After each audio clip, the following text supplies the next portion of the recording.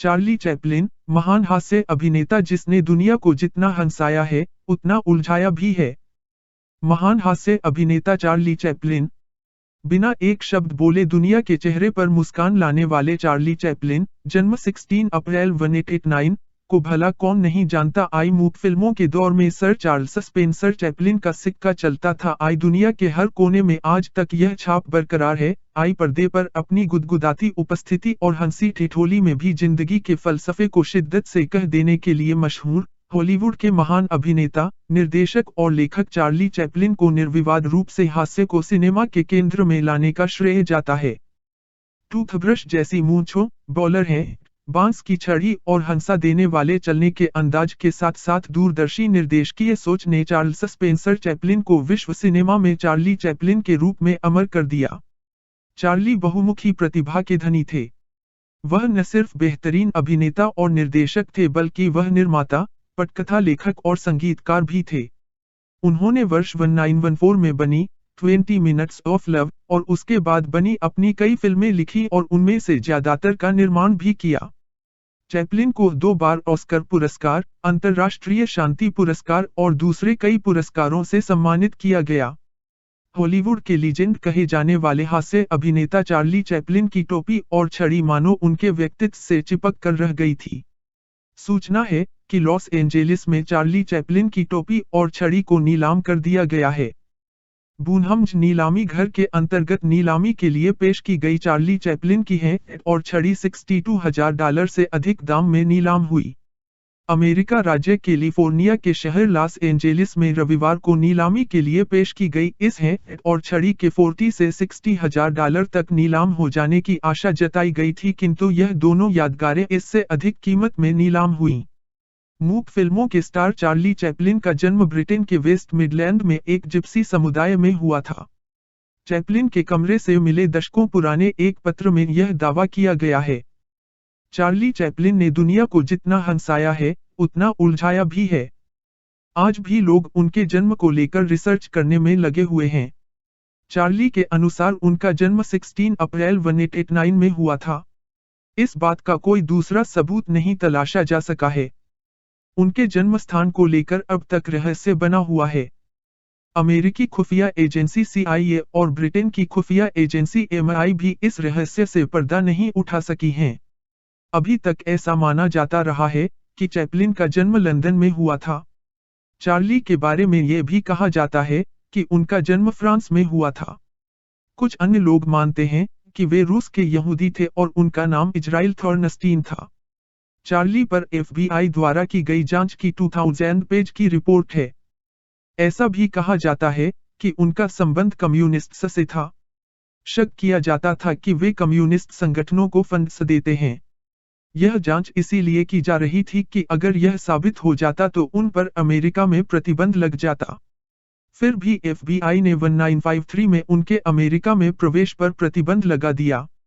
एक अखबार में एक चित्र दिखाया गया था जिसमें मोन्सियोर वेरडाउ दिखाने वाले एक थिएटर के बाहर न्यू जर्सी कैथोलिक लीजन के लोग हाथ में प्लेकार्ड लेकर धरना दे रहे थे। उन लोगों के हाथों में जो बोर्ड थे, उन पर लिखा था, चार्ली कॉमरेड है, देशद्रोही को देश से बाहर निकालो। चैपलिन बहुत दिन तक मेहमान बनकर रह लिया। चैपलिन, कृतज्ञ और कम्युनिस्टों से सहानुभूति रखने वाला। चैपलिन को रूस भेजो। एक असमानता पर टिके हुए वर्गीय समाज में विसंगतियों, त्रासदियों और मानवीय उल्लास के पलों को अपनी फिल्मों में दिखाने वाले इस कलाकार के बारे में जितना कुछ लिखा और कहा गया, और जिसे दुनिया भर की जनता का जितना प्यार मिला, शायद ही किसी दूसरे फिल्मी कलाकार को वैसा प्यार मिला हो।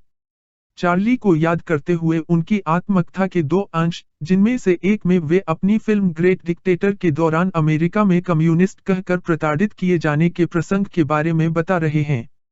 चार्ली को कम्युनिस्ट होने के आरोप में अमेरिका में इस तरह सताया गया कि 40 साल इस देश में बिताने के बाद उन्हें हार कर स्विट्जरलैंड में जाकर बसना पड़ा। यह प्रसंग आज भारत में लेखकों, कलाकारों और संस्कृतिकर्मियों को माओवादी कहकर उन्हें सताए जाने की याद दिलाता है।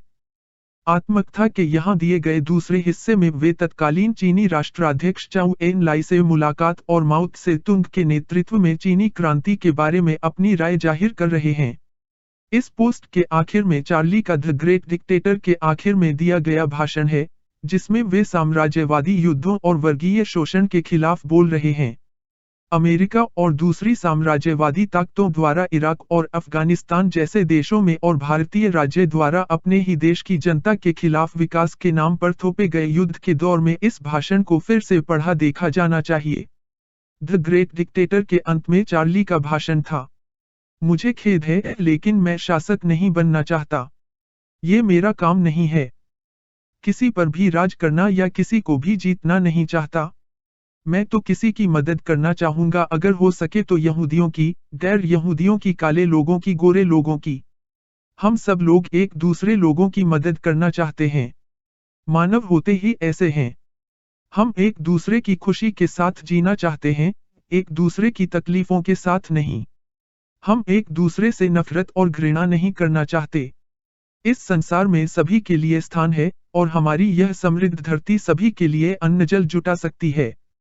जीवन का रास्ता मुक्त और सुंदर हो सकता है, लेकिन हम रास्ता भटक गए हैं। लालच ने आदमी की आत्मा को विषाक्त कर दिया है, दुनिया में नफरत की दीवारें खड़ी कर दी हैं। लालच ने हमें जहालत में, खून खराबे के फंदे में फंसा दिया है। हमने गति का विकास कर लिया, लेकिन अपने आप को गति में ही बंद कर दिया है। हमने मशीनें बनाई, मशीनों ने हमें बहुत कुछ दिया, लेकिन हमारी मांगें और बढ़ती चली गई। हमारे ज्ञान ने हमें सनकी बना छोड़ा है, हमारी चतुराई ने हमें कठोर और बेरहम बना दिया। हम बहुत ज्यादा सोचते हैं और बहुत कम महसूस करते हैं।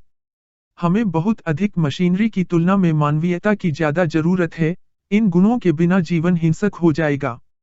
सदी के 7वें दशक में चैपलिन को एक पत्र लिखा था, जिसमें उन्होंने दावा किया था कि चैपलिन का जन्म वेस्ट मिडलैंड के स्मेथविक में एक जिप्सी समुदाय में हुआ था। पत्र में हिल ने चैपलिन से कहा कि वह एकमात्र जीवित व्यक्ति हैं जो उनके जन्म के रहस्य को जानते हैं। हिल ने दावा किया कि चैपलिन के पिता के साथ उनके पिता ने काम किया था। हिल के इस पत्र को चैपलिन ने अपने कमरे की एक दराज में रख दिया था। हिल्स की मौत 1977 में हो गई थी।